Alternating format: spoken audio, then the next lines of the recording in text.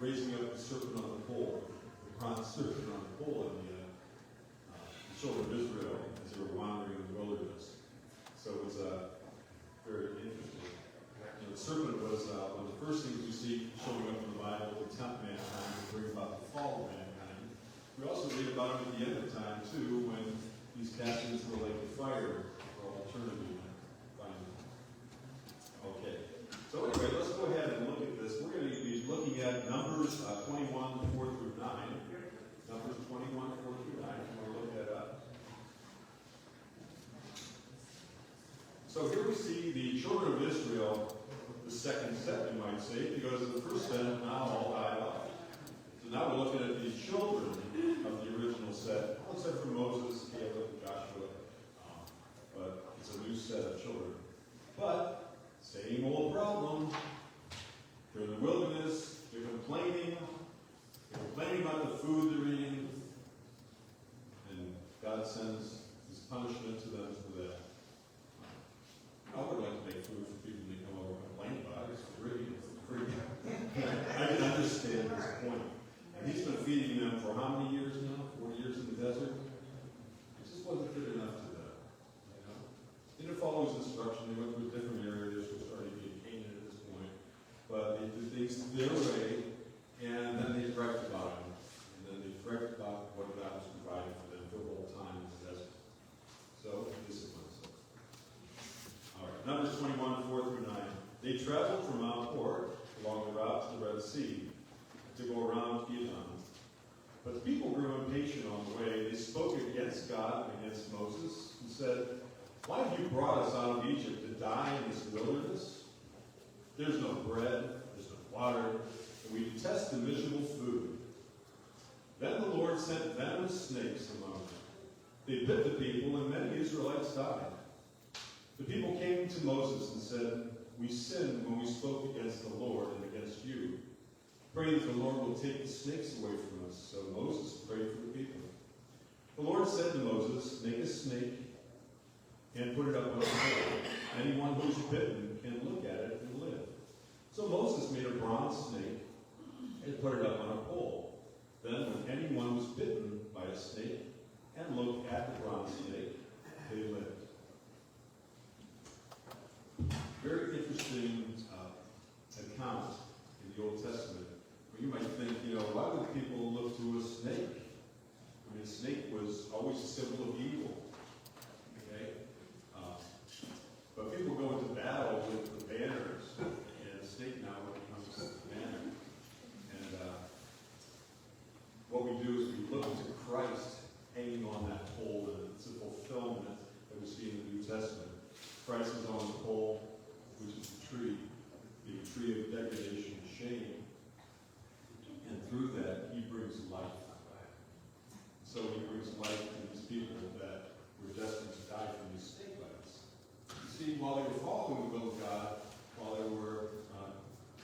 they were listening to his word, listening to his guidance, they did okay. But when they departed, they just relied on their own understanding and began griping about everything and complaining about what God was doing and not doing for them in their own eyes. That's when he sent the discipline. So we see that Christ is that figure that is on the pole, okay?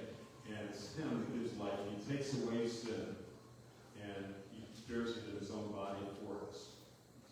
It's interesting that in John 3, 14 through 15, we read Christ saying, "Just as Moses lifted up the snake in the wilderness, so the Son of Man must be lifted up, that everyone who believes may have eternal life in him." And this is Jesus speaking of himself as an analogy to that snake that's on the pole out in the wilderness, the desert of Arabah. And it was a bronze serpent. Some people say it was a copper serpent, but it relates to a word in Hebrew that we get bronze from. So it's usually looked at as a bronze snake. Hezekiah, in 2 Kings, we find that he destroys the image of the serpent that's on the pole because people are looking to it as an idol. And that was never meant to be looked at as an idol. It was a foreshadow of Christ to come, the Messiah that would heal them, that would bring them new life. today, we can see a snake on a pole, and we see this in your profession, and that comes from, most likely, this scenario here in Exodus, as these people talk about these stories.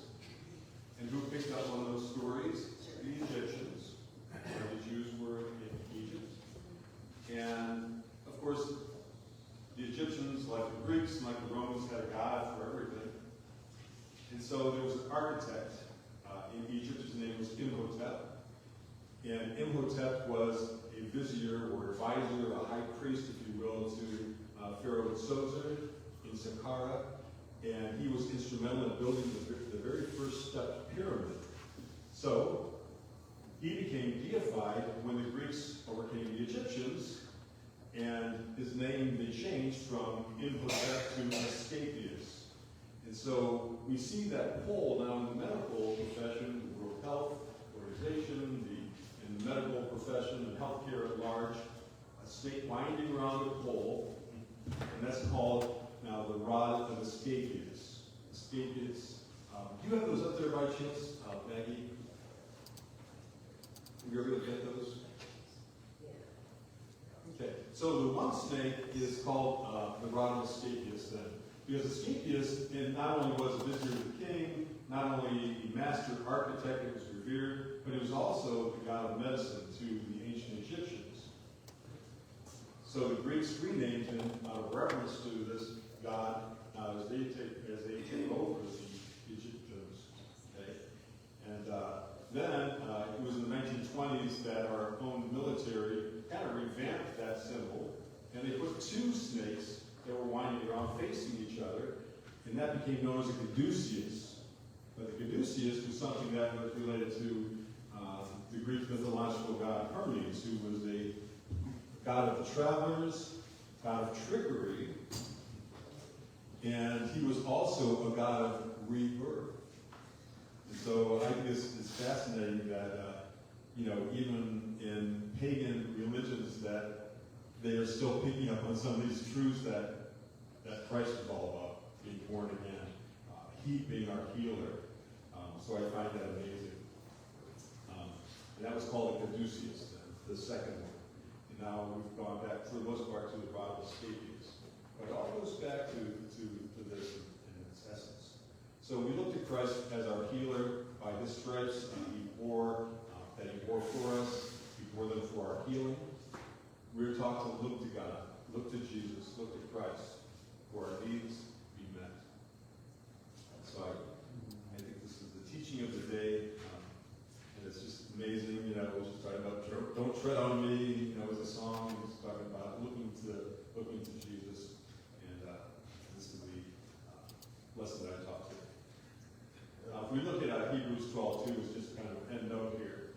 Looking unto Jesus, the author and finisher of our faith, which he also read, who for the joy that was set before him endured the cross, despised the shame of the cross, and is set down at the right hand of the throne of God. Blessed be the reading